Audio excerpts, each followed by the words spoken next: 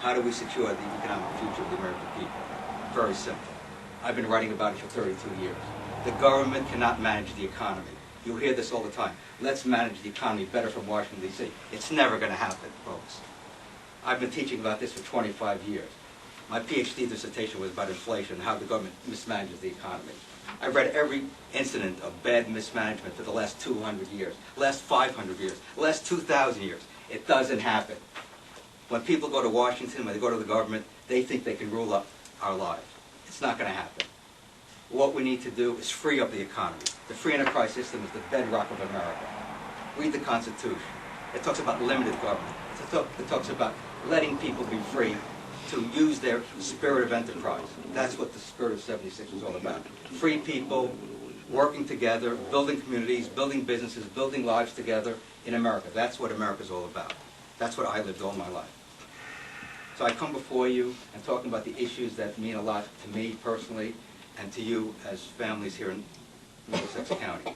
Together, working in our communities, we can build a better America, a better New Jersey, but it's going to take a lot of hard work. And I know how to get things done.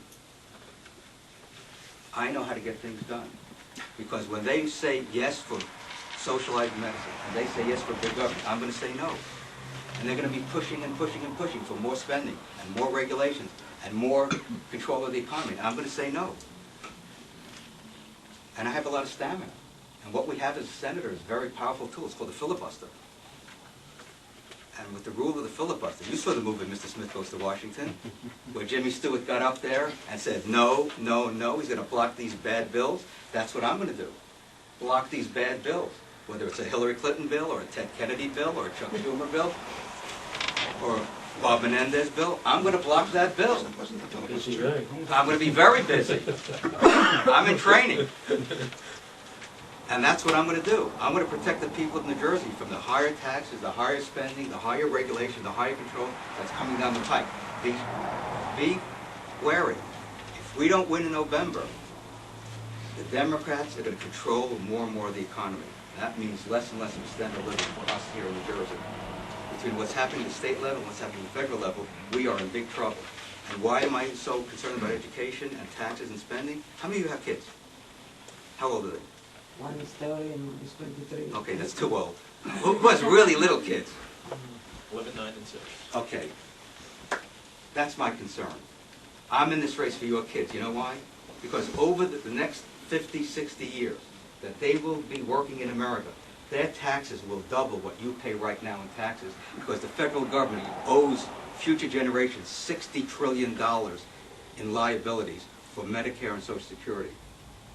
These are all worthwhile programs, but they're not sustainable financially. In order to pay my generation of baby boomers, taxes are going to have to double on Don's kids. Now that's unfair. George Washington said this beautifully. No generation has the right to pass on the debt to the next generation. That's George Washington over 200 years ago. He gave us the blueprint for fair society. Don't pass on debt to the next generation. $9 trillion of debt that's grown for 225 years, and $60 trillion of unfunded liabilities. You know what that means? Taxes will double and possibly triple on your kids' Don. That's why I'm in this race. I don't have kids. My wife and I don't have kids. But we have nieces and nephews, and I have a great nephew. That's what I'm concerned about. The kids are going to be working not 4 months out of the year to pay their taxes, but 6 and 7 and 8 months out of the year to pay their taxes. That's the really bad news that no one wants to talk about. In fact, the gentleman that's blowing the whistle on this, David Walker, who's not a household name, just resigned from the federal government. He's the chief accountant of the federal government. He just resigned because no one's caring.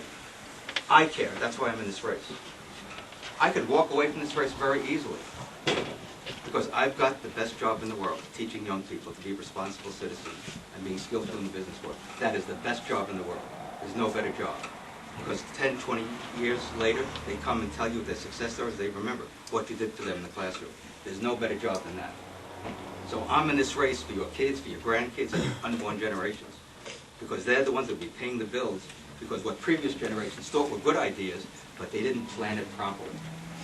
So what we need to do is work together, and I need your support to go to Washington. Because when they say yes for more big government, I will say no.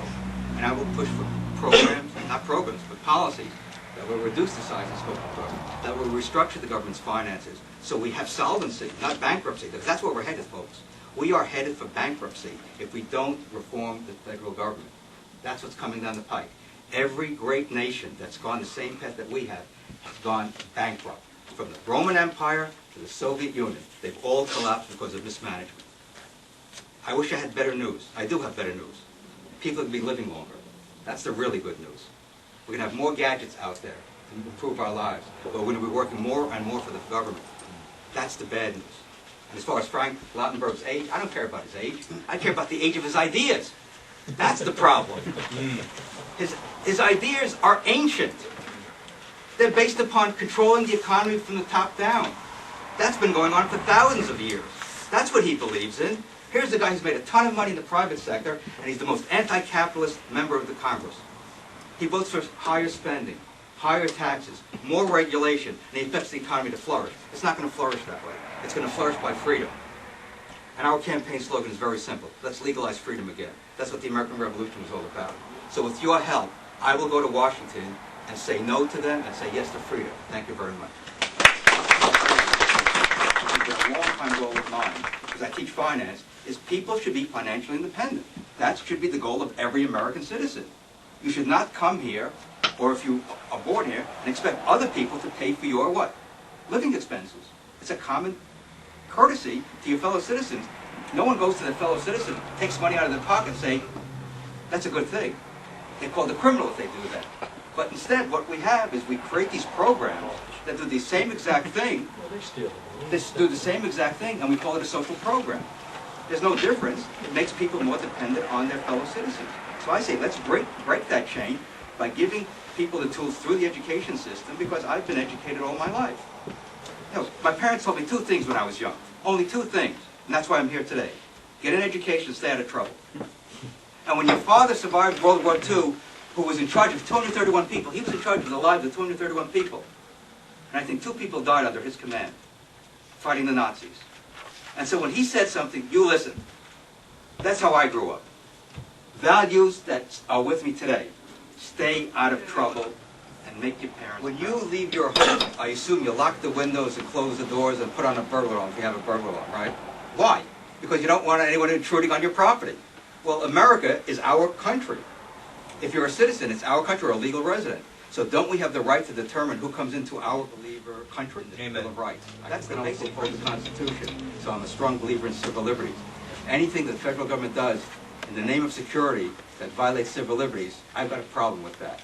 Because the Fourth Amendment clearly says if you want to have a reasonable search and seizure, you better go to a judge to get a warrant. And if we follow that, Judge Napolitano has written 3 books on the subject.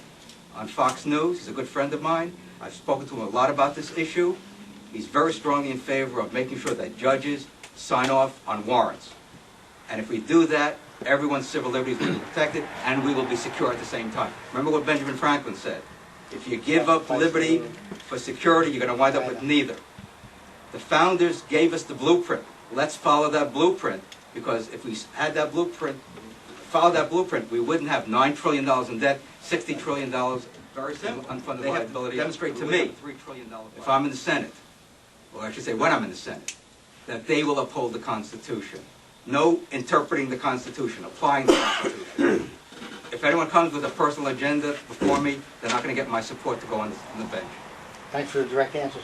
You're welcome.